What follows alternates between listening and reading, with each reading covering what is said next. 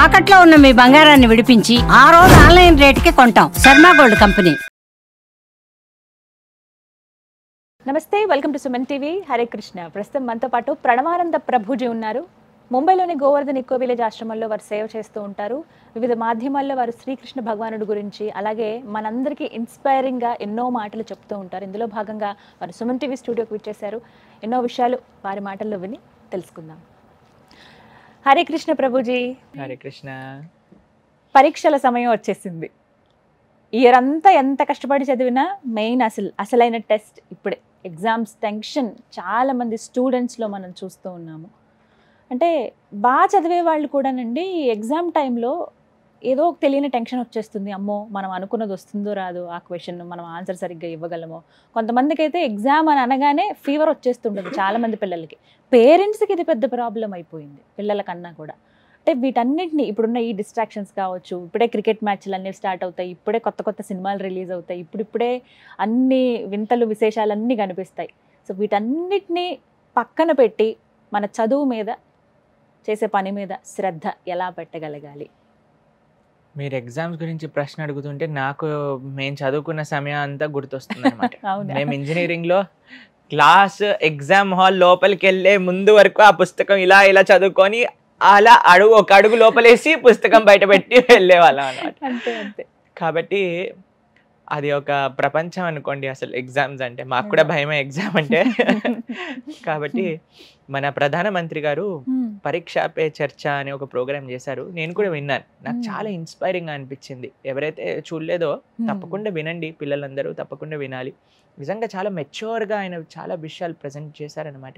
నిజంగా ఒక చిన్న పిల్లల గురించి కూడా ఆలోచిస్తున్నారు అనేది చాలా గొప్ప విషయం అని చెప్పాలి, నిజంగా చెప్పాలి అంటే. అయితే పరీక్ష అనేది ఇట్ ఈస్ ఇన్ఎవిటబుల్ జీవితంలో.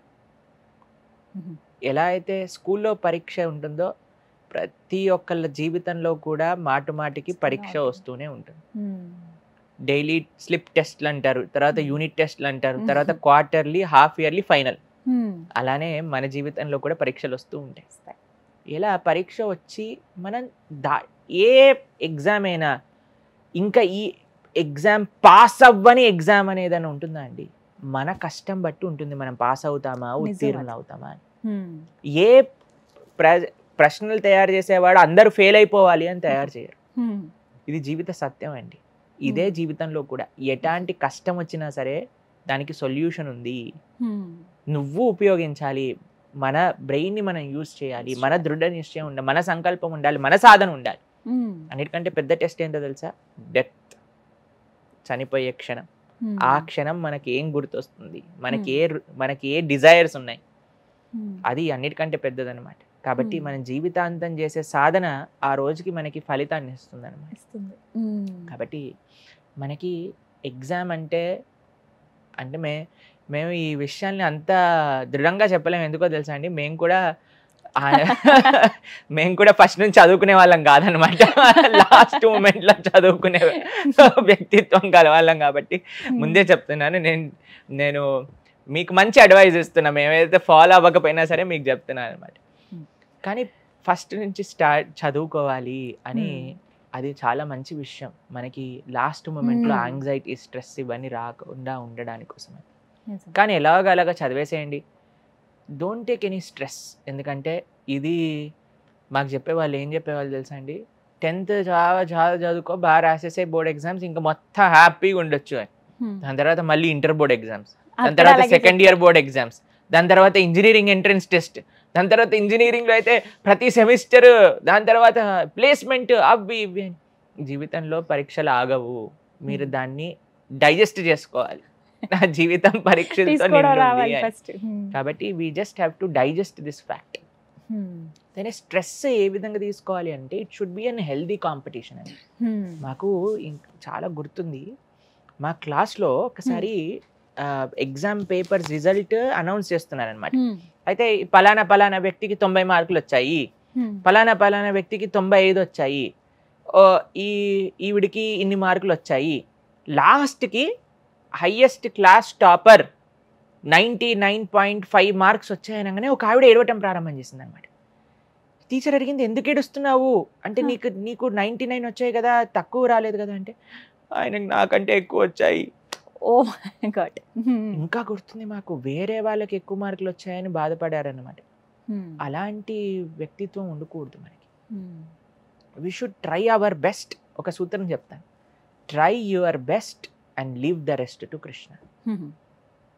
ఈ రెండు మనకు అవసరం. అందుకే కదండి ఎగ్జామ్లు అవే ముందు అందరూ గుళ్ళకి హాల్ టికెట్లు పెన్నులు తీసుకొని పూజ చేయించి, ఆ పూజ చేయించిన హాల్ టికెట్ పెన్ను పట్టుకొని వెళ్తూ ఉన్నాం. మేము కూడా అలా చేసాం అనమాట. కాబట్టి మనకి try your best, work hard. మీరు అందరు డిస్ట్రాక్షన్స్ ఇప్పుడు చూడండి, కొద్దిసేపు మనం టాలరేట్ చేసుకోవాలి. ఆ డిస్ట్రాక్షన్ టాలరేట్ చేసుకుంటేనే you should think about the higher reality. ఇప్పుడు నేను ఎగ్జామ్ పాస్ అయ్యి మంచి మార్కులు తెచ్చుకుంటే ఎంత మంచి ఫ్యూచర్ మనకు ఉంటుంది, పేరెంట్స్కి ఎంత గౌరవం, మనం ఫస్ట్ యాంగ్జైటీ ఫ్రీగా ఉంటాం. అదే ఫెయిల్ అయిపోయారనుకోండి, తక్కువ మార్కులు వచ్చాయనుకో మళ్ళీ ఇంప్రూవ్మెంట్స్ రాసుకోవాలి, మళ్ళీ ఎరియర్స్ రాసుకోవాలి, అవి ఇవి ఎంత పెద్ద తతంగం. కాబట్టి let us all study nicely. కొద్దిసేపు టాలరేట్ చేసుకొని, మనకి చెప్తారు ప్రభుజీ ఎక్కర్లేని డిస్ట్రాక్షన్స్ మీరు అన్నట్టుగా అప్పుడే వస్తాయని. అది పరీక్షకే పరీక్ష. అవునండి. కాబట్టి ప్రతి క్షణం పరీక్షనే అండి మన జీవితంలో.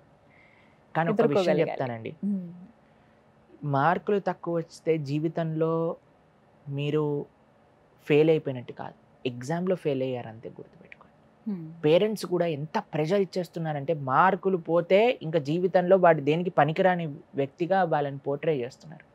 అప్పుడు పిల్లలందరూ కూడా ఆత్మహత్య తీసుకునే అంత దూరానికి వెళ్ళిపోతున్నారు. కాబట్టి పెద్దలకి ఒక విషయం చెప్తున్నాను, కంపారిజన్స్ చేయకండి. మీరు ఒక ఇలా అన్నాను అనుకోండి, నేను ఏనుగు రోజుకి ఇంత తిరుగుతుంది నువ్వెందుకు తినట్లేదు అని అంటే ఏం కంపారిజన్ అండి? చేప ఎంత ఫాస్ట్గా సముద్రంలో ఈదుతుంది, చిరుతపులు ఎందుకు ఈదట్లేదు అని అంటే ఏం కంపారిజన్ అండి? దాని తత్వం వేరు, దీని తత్వం వేరు. కానీ మనము ఒక ఎగ్జామ్ అనే వ్యవస్థ ఎలా తయారు చేసేసామంటే ఏనుగైనా చిరుతపులైనా పామైనా ఒక పక్షి అయినా అందరూ ఒకటే పరీక్ష రాయాలన్నమాట. అది ప్రపంచ విధానం.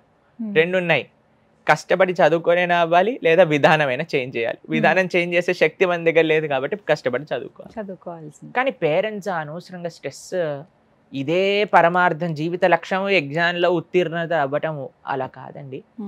మీ పిల్లల్ని ఎంకరేజ్ చేయండి. What ever they want to do, what ever they wish to do whole heartedly, వాళ్ళ టాలెంట్స్ని మీరు రికగ్నైజ్ చేయండి. దాన్ని మనం ఇప్పుడు మా సమయంలో అయితే డాక్టరా ఇంజనీరా రెండే ఉండేవి. కానీ ఇప్పుడు నేను మాట్లాడితే ఒకళ్ళు ఫోటోగ్రఫీ చేస్తా అంటారు, ఒకళ్ళు సిఏ చేస్తా అంటారు, కొంతమంది సివిల్స్కి రాస్తా అంటారు, కొంతమంది మేనేజ్మెంట్ చేస్తా అంటారు, కొంతమంది కుకింగ్ చేస్తా అంటారు. కాబట్టి parents are also understanding and they are also trying. కానీ ఒక విషయం చెప్తానండి, చాలామంది పేరెంట్స్ యొక్క భయం ఏంటో తెలుసా? ప్రభుజీ వీడిలా చేయాలనుకుంటున్నారు కానీ ఎలా, ఒకవేళ అది అవ్వకపోతే ఎలా? కానీ నిజంగా తల్లిదండ్రుల నుంచి కూడా మనం ఆలోచించాల్సిన విషయమే కదండి. వాళ్ళు ఎందుకోసం బాధపడుతున్నారు? పిల్లలు బాగుండాలి చిట్ట చివరికి. మన పైన మనకు కాన్ఫిడెన్స్ ఉండొచ్చు, కానీ తల్లిదండ్రుల గురించి కూడా ఆలోచించాలి కదా. సో నేను చెప్పేది ఏంటంటే basic proper professional education finish చేయండి ఏదో ఒక విధంగా, కష్టపడో. ఇలా మాకు చిన్నప్పుడు కొన్ని మెడిసిన్స్ కానీ లేదా కొన్ని ఇష్టం ఉండేవి కాదనమాట. అప్పుడు ముక్కు మూసుకొని అని తాగేసేవాళ్ళు అన్నమాట. అలా ఏ డిగ్రీ గ్రాడ్యుయేషన్ అయ్యేంత వరకు ముక్కు మూసుకొని మెడిసిన్లా వేసేసుకోండి. ఫైనల్గా అది మనీ మంచిగా చేస్తుంది కదా. దాని తర్వాత what ever you want to do it and prove to your parents, they will be happy. If not you have a backup. Minimum ఆ డిగ్రీ ఉండాలి. కాబట్టి చదువుకోవడానికి ప్రయత్నం చేయండి మంచిగా, శ్రద్ధగా. కానీ ఆత్మహత్య ఇంత పెద్ద పెద్ద డిసిజన్స్ తీసుకునే అంత దూరం వరకు వెళ్ళకండి. Take it very seriously but not so seriously. కాబట్టి ఎలా అయితే ఒక ఎగ్జామ్లో ఫెయిల్ అయితే మళ్ళీ మనం రాసుకోవచ్చు, ఎగ్జామ్లో తక్కువ మార్కులు వస్తే ఎలా అయితే మనం ఇంప్రూవ్మెంట్ చేసుకోవచ్చు, అలానే మన జీవితం కూడా. there is a chance, there is an opportunity for everyone to rectify mistakes and repent sincerely and try not to commit the mistake again and lead a good life. కాబట్టి ఎగ్జామ్ నుంచి మనం నేర్చుకోవాల్సిన lesson ఇదన్నమాట. కష్టపడాలి, కష్టపడకపోతే తన్నులు తింటాం, తన్నులు తింటే మళ్ళీ మనం పైకి లేవచ్చు. There is no end. ఎగ్జామ్స్కి ఎలా అయితే ఎండ్ లేదో జీవితంలో, అలానే మన ఇంప్రూవ్మెంట్స్కి కూడా ఎండ్ లేదు. కాబట్టి చాలా పిల్లలందరికీ ముఖ్యంగా 10th చదివే పిల్లలు. Students. 10th తర్వాత ఇంటర్ చేసే వాళ్ళు ఎలా ఉన్నా మన మాటలు వినలేండి, కానీ 10th వరకు పిల్లలు కొద్దిగైనా వినయంగా ఉంటారు. కాబట్టి మీరు ప్రధానమంత్రి ఇచ్చిన ఆ వాక్కుల్ని తప్పకుండా శ్రవణం చేయండి. వెరీ మెచ్యూర్గా ఆయన చాలా విషయాలు ప్రజెంట్ చేశారు. కాబట్టి ఇప్పుడు ఈ జనరేషన్స్ పిల్లలు, మేము ఇంజనీరింగ్ కంప్లీట్ చేసింది 2017లో. కాబట్టి ఇప్పుడు నేను చెప్పే విషయాలు రిలేటబుల్గా ఉంటాయో లేవో కూడా మాకు తెలియదు, ఎందుకంటే I think it's generation change అని మేము అనుకుంటున్నాం. But still I wish you all the very best.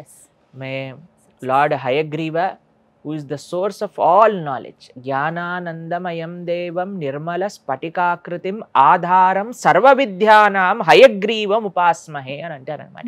కాబట్టి అటువంటి లక్ష్మీ హయగ్రీవుల యొక్క పూర్తి కృపా కటాక్షాలు మీ అందరిపైన ఉండాలి.